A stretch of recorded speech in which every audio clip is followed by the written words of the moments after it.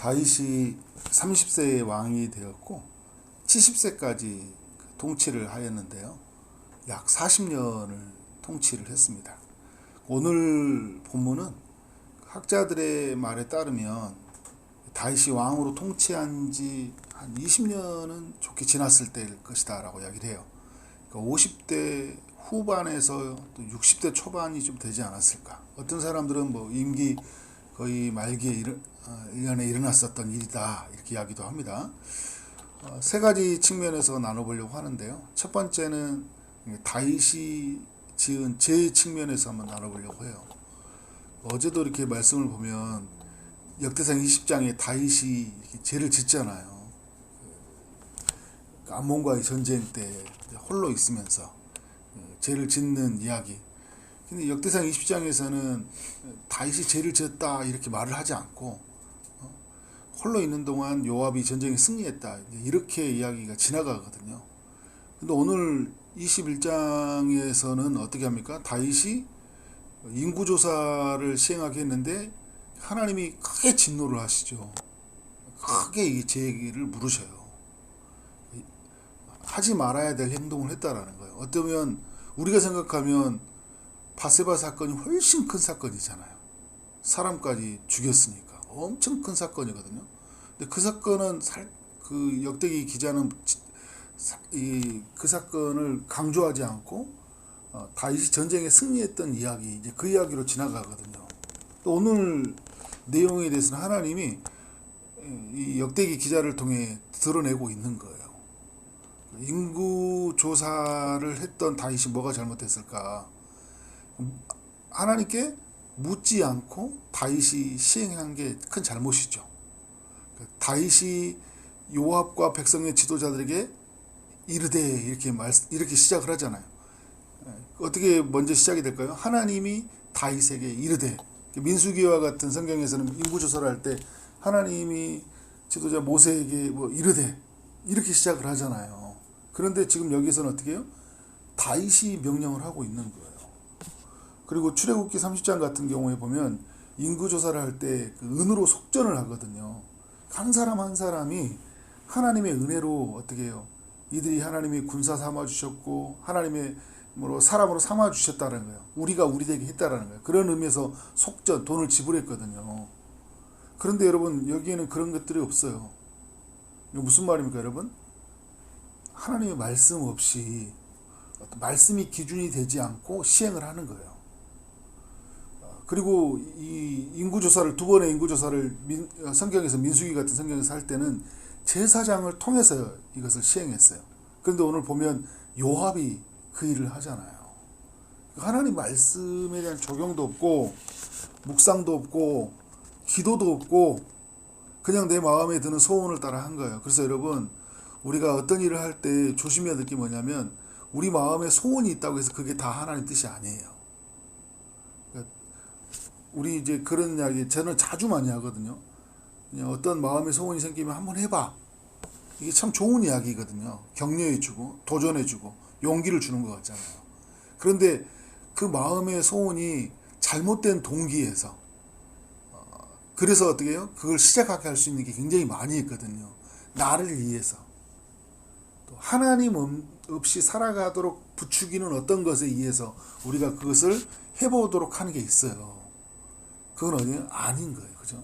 그래서 항상 우리는 하나님께 물어야 되겠죠. 그리고 또 뭘 해야 될까요? 하나님 말씀의 기준에 부합한가? 내가 말씀보다 앞선 건 아닌가? 성령보다 앞선 건 아닌가? 늘 그런 생각을 해야 되겠죠. 근데 왜 다윗의 이렇게 이게 큰 죄인데 이렇게 말씀을 벗어나서 하는 거는 큰 죄인데 이렇게 행할까? 나이가 먹어갔고 이제 나이가 먹어갔기 때문에 그가 약해졌다라고 볼 수 있지만 사실 다윗의 믿음이 많이 약해져 있지 않았나? 그러니까 여러분 이 요압이 나가서 인구조사를 할 때 약 사무엘하 24장에 보면 10개월 정도의 시간이 걸렸거든요. 9개월 20날이 걸렸다고 하니까 10개월 정도의 시간 동안 인구조사를 했다면 어떻게 나라가 태평성대를 이루고 있었다라는 거예요. 왜냐하면 어제도 여러분 말씀을 나눠보면 알겠지만 20장 19장에 보면 요압이 전쟁에 제일 앞장선에서 선두선에서 막 전쟁을 치르잖아요. 근데 전쟁을 하지 않고 어떻게 합니까?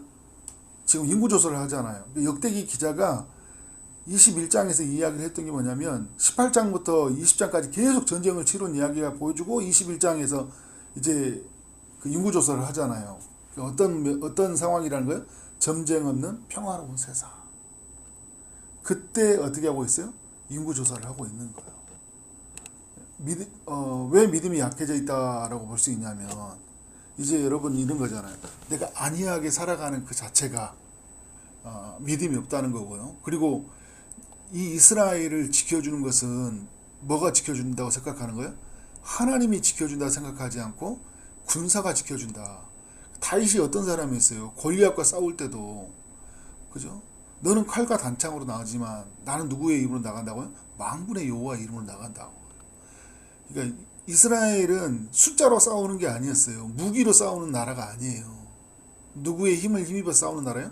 하나님의 힘을 힘입어 싸우는 사람들이에요. 그런 나라라고요. 여러분 우리도 마찬가지예요. 우리가 하나님의 백성이 되었잖아요. 이제는 더 이상 우리가 돈의 문제 이런 문제라고 인생의 문제 있잖아. 나 어떻게 될까? 이 부분이 해결된 거예요. 어떻게 될까? 그럼 여러분 막 게으르게 살라는 게 아니라 우리의 인생의 주권을 누가 가지고 계신 거예요? 이제 하나님이 가지고 계신 거예요. 그 부분에서 우리 넘어서야 되겠죠. 그죠? 그런데 끊임없이 우리는 어떻게 돼요? 오늘 내 인생은 어떻게 될까? 지나치게 미래를 결정해서 어떻게 하는 거예요? 하나님이 해야 될 영역까지 우리가 넘어가 버릴 때가 굉장히 많이 있어요. 그러니까 다윗이 믿음이 약해졌다라는 게 뭐냐면 하나님의 존재가 많이 희미해져 버린 거예요. 힘들고 어려울 때는 하나님 정말 많이 찾았어요. 그래서 조금 태평해지니까 어떻게 하는 거예요? 하나님은 저 멀리 계셔버린 거예요. 그러니까 어제도 여러분 20장에서도 그 이야기 나오는 거잖아요. 그러니까 다윗이 이제 승승장구하니까요. 나 없어도 될 것 같거든요. 그래서 궁전에 혼자 있다가 죄를 짓잖아요. 그 안이함, 영적인 느슨함들, 그리고 어떤 긴장감이 없는 거잖아요. 전에는 막 하나님 도와주지 않으면 저 우리 나라 망합니다. 저 큰일 납니다. 막 그렇게 엎드렸는데 어떻게 하는 거예요? 아무런 마음이 없어요. 기도 안 해도 살 것 같고 말씀 앞에 서지 않아도 살 것 같은 거예요. 큰일 납니다. 큰일 나요. 자, 여러분 이 오늘 말씀에 보면 1절에 제가 주일날 이 본문을 가지고 나누려고 하거든요. 이 부분을 직접적으로 나누려고요. 1절 내용을. 사탄이 일어나 이스라엘을 대적하고 다윗을 충동했다. 사탄이요. 내버려 두겠습니까, 여러분? 하나님의 사람이 이렇게 승승장구하고 하나님 믿음으로 살아서 태평성대를 이루는 것들을 어떻게 해요? 가만히 내버려 두겠냐고요. 그래서 어떻게 해요? 이스라엘 대적한다는 뭐냐면 이스라엘 무너뜨리는 거예요. 그런데 이스라엘 무너뜨리기 위해서 누구를 이게 유혹을 하는 거예요? 다윗. 지도자 한 사람 무너뜨리면 여러분 끝나는 거예요. 우리 한국교회도 보십시오. 막 목사님들 막 흔드니까 한국교회 전체가 흔들리잖아요. 한 명 딱 흔들리면요. 다 흔들립니다. 가정이에요. 가정 한 명, 이렇게 딱 한 명 흔들리잖아요. 그러면 완전히 흔들려 버려요. 사단이 계속 어떻게 하는 거예요? 속삭여 했겠죠. 한번 인구조사 해봐라. 네가 얼마나 위대한지 한번 너를 봐라. 아담에게 유혹했듯이 예수님에게 광야인 예수님에게 유혹했듯이 얼마나 그 마음을 충동주를 했겠냐고요. 아담도 무너지고 다윗도 무너졌어요. 중요한 건 예수님은 무너지지 않았죠. 그래서 이 부분을 주일날 좀 나눠보려고 합니다. 그래서 여러분 이 사단이 들어오다 보니까요. 누구의 말도 안 들어요. 3절에 요압이 말하잖아요. 여호와께서 그 백성을 지금보다 100번에 더 하시기를 원하나이다. 하나님이 하실 거인데 그죠? 우리 그 문제는 하나님께 맡겨둡시다. 요압이 말하는 거예요. 근데 여러분이 이렇게 믿음의 말을 해주는 사람이 옆에 있는데도 어떻게 하는 거예요? 안 들려요. 왜? 이 사탄이요. 내 마음에 욕심을 가득 차게 하나님이라는 존재는 이름을 지어놔 버렸기 때문에 말씀을 넘어서 버렸기 때문에요. 어떻게 해요? 아무 말도 안 들어옵니다. 아무 말도 안 들어와요. 선점하라는 표현을 제가 가끔 쓰거든요. 선점. 말씀으로 내 인생을 좀 덮고 그래서 말씀으로 이렇게 시작이 돼야 되는데 그게 없으면 여러분 어떻게 돼요? 이 사탄의 이 하나님 자리에 가게 하는 것들 하나님 없이 살게 하는 그 모든 욕망으로 가득 차게 나를 선점해버리게 하거든요. 사탄이. 여러분 그래서 어떻게 됩니까?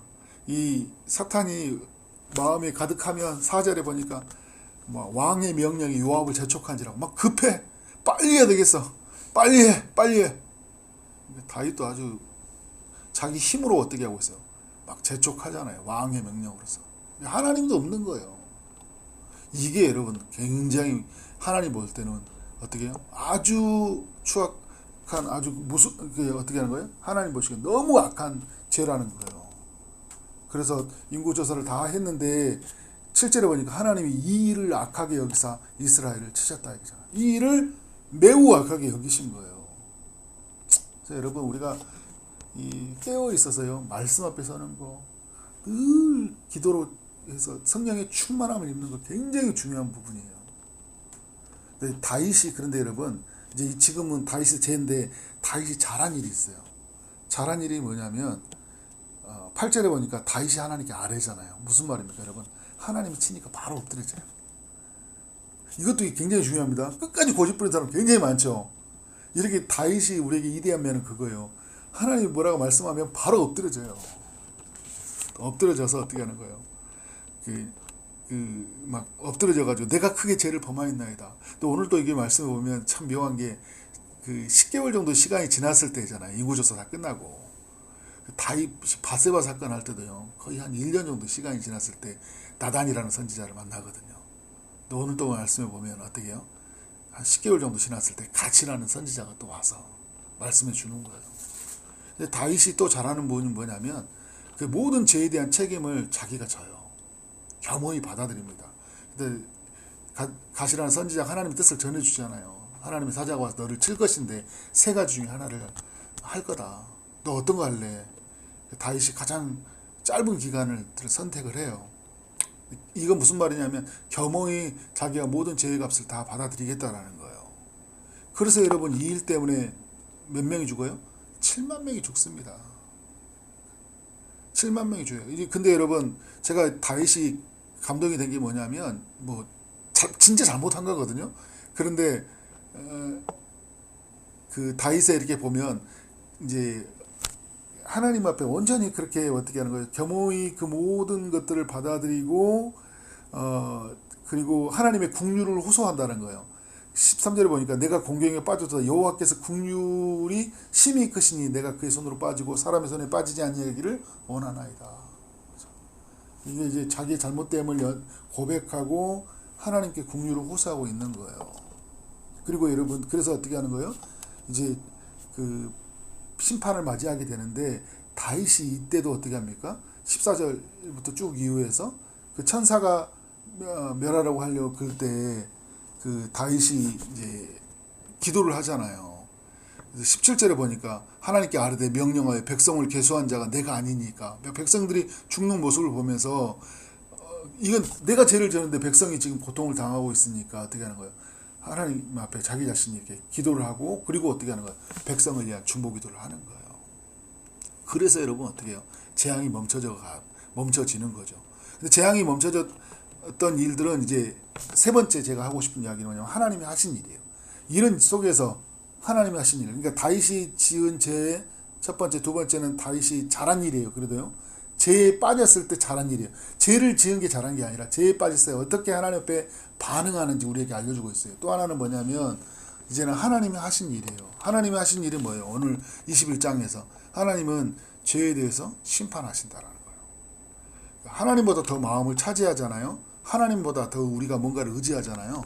그러면 무너뜨리셔요. 자, 여러분 다윗이 지금 뭘 의지하고 있어요? 사람을 의지하잖아요. 그래서 3일 동안 3년 동안 만약에 그 세 가지 심판 중에 다 핵심이 뭔지 아십니까 여러분? 한 가지 심판만 해갔지만 하나님이 사람을 취해 가셔버려요. 왜? 다윗이 사람을 의지하니까요. 의지하는 그것을 빼앗아 가려고 하는 거예요. 그것을 하나님 다시 취해 가는 거예요. 왜? 그 자리에 누가 세워져야 돼요? 하나님이. 그래 여러분 우리를 다시 세우기 위해서 무너뜨리시거든요. 그 부분을 무너뜨리세요. 그 부분을 무너뜨리신 거예요. 다시 하나님의 사람으로 다시 하나님만 의지하는 사람으로 하나님이 취하시기 위해서 다윗을 이렇게 심판하신 거예요. 왜 하나님 화가 나가지고 열받아서 그냥 분노해가지고 치셨다 이 정도로 끝나는 게 아니라 어떻게 다시 세우시기 위해서 죄의 값을 물으신 거예요. 두 번째 하나님이 하시는 일이 뭐냐면 다윗이 이렇게 회개하고 하나님 앞에 섰잖아요.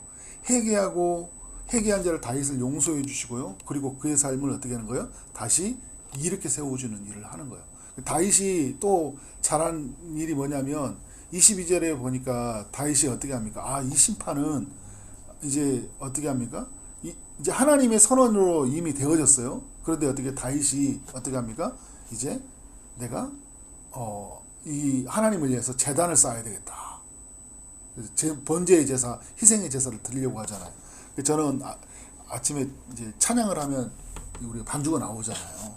뭔 생각을 하냐면 반주가 없으면 이렇게 음이 없으면 우리가 무슨 음인지 모르고 우리가 하고 싶은 대로 다 하거든요. 근데 음이 딱 생기면 어떻게 합니까? 그 음에 맞춰 가잖아요. 그런데 이제 음이 저희는 또 잘못하니까 어떻게 하냐면 맞춰줘요. 또 음이 우리를 맞춰준다고요. 그죠? 키를 낮춰주고.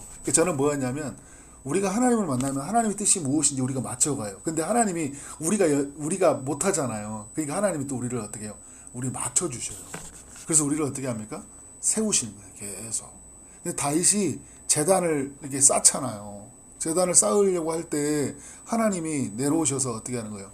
그래서 그 값을 주고 오르난에 그 땅을 사가지고 번제를 드려주니까 27절에 보니까 여호와께 천사를 명령하시며 그가 칼을 칼집에 꽂았더라. 더 멸하실 수 있는데요. 어떻게 하는 거야? 칼을 칼집에 꽂으신 거예요. 하나님이 계획한 게 다 있었어요. 근데 그것을 다 시행하지 않고 멈춰주신 거예요. 회개하는 자를 하나님 기뻐하신 거죠. 거기에 어떻게 하는 거예요?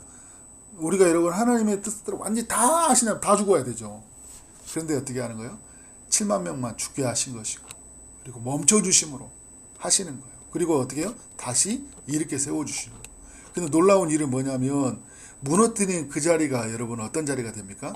22장에 보면 이 자리에서 여러분 성전이 지어지는 거예요.